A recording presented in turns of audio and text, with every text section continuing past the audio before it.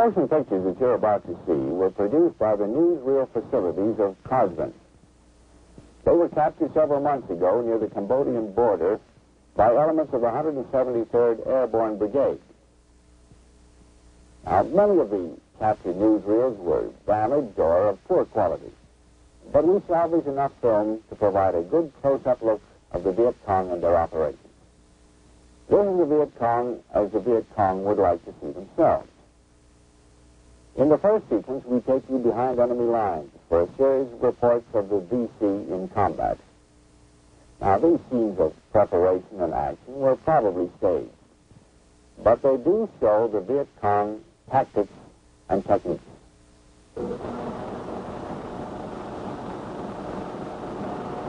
Translated, this title reads, Military Operations by the 9th Viet Cong Main Force Division in retaliation for the bombings of Hanoi and Haiphong. Division members are summoned before the division political officer just prior to moving to the attack site.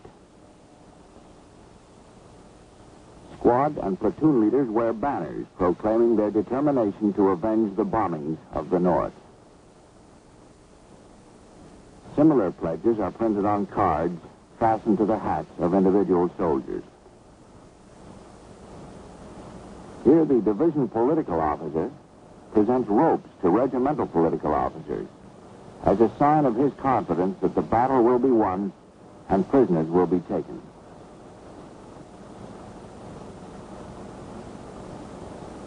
The regimental political officers, in turn, use the ropes to inspire confidence in the soldiers directly under their command.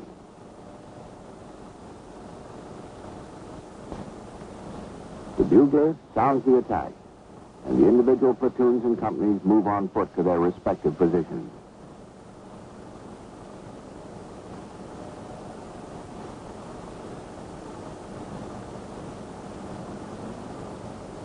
The Viet Cong attack is against an American armored personnel carrier.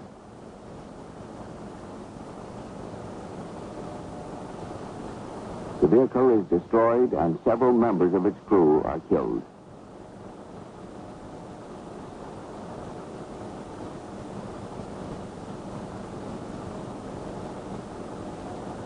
Prisoners captured during the battle are marched barefoot through the jungle.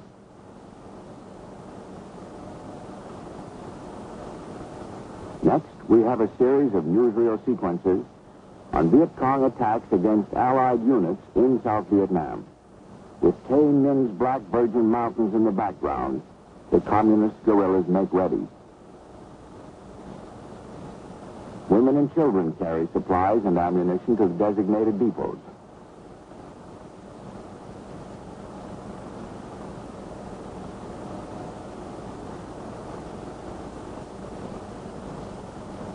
The weapons and equipment used by the VC are Soviet models, most of which have been manufactured in communist China.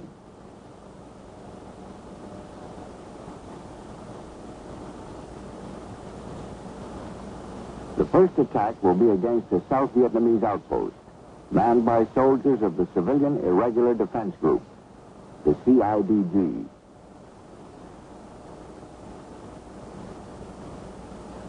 A final communications check is made using both communist and captured American manufactured equipment. The South Vietnamese forces walk into the ambush and the Viet Cong open fire. Again, the dead are both South Vietnamese and Americans. The jungle has provided the Viet Cong with a strategic sanctuary from which to strike. When the battle is ended, no weapons are left behind. Any Viet Cong who brings in an enemy weapon is decorated for his heroic deed. The captured equipment is of great importance to the communists in their guerrilla war. And this fact is emphasized strongly in these propaganda newsreels. When the weapons and ammunition have been returned to the base camp, they're logged in, stockpiled, and checked out for the next communist assault.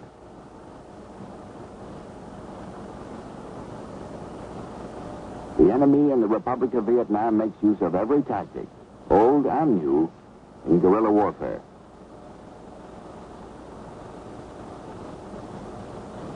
In this next sequence, the Viet Cong company commander plots an all-out attack against a small South Vietnamese hamlet.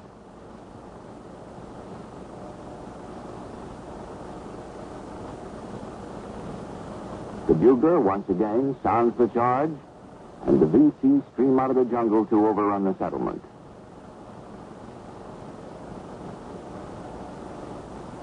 The communists have undergone grueling physical training programs to prepare themselves, emotionally and psychologically, for the harsh demands of guerrilla warfare.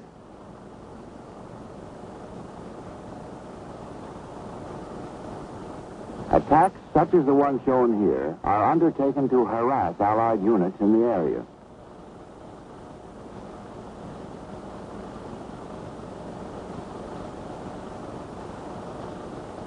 Prisoners are taken, and they're identified as members of the Civilian Irregular Defense Guard and the 10th Vietnamese Government Army Division. The PWs, as in the earlier sequence, are marched off for interrogation. With the battle won, the Viet Cong are welcomed into the hamlet by their communist supporters.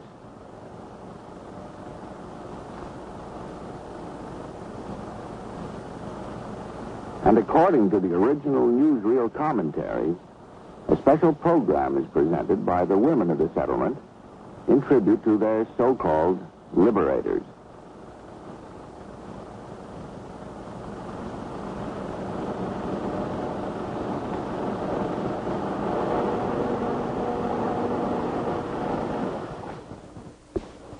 It's important to remember that the film you've seen and will see is Viet Cong propaganda. Its purpose is to show you one side, the communist side, of the conflict in the Republic of Vietnam. At the same time, it does provide a realistic insight into the motives and the methods of the VC. Now, we've seen the enemy in combat. Now let's look at another side of the communist war effort in South Vietnam, in the area of operations that shows the Viet Cong work in the fields of logistics and demolition.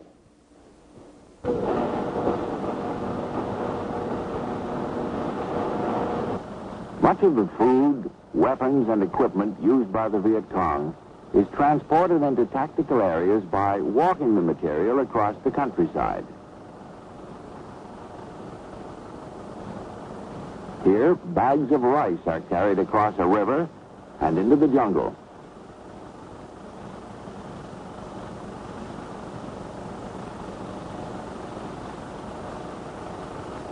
Women, many of them armed, make up more than half of the communist transportation force.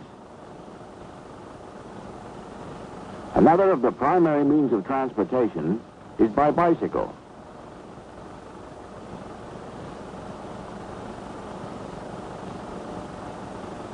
Each bicycle is reinforced so that it can carry more than 300 pounds over rough terrain and up to 500 pounds on level ground.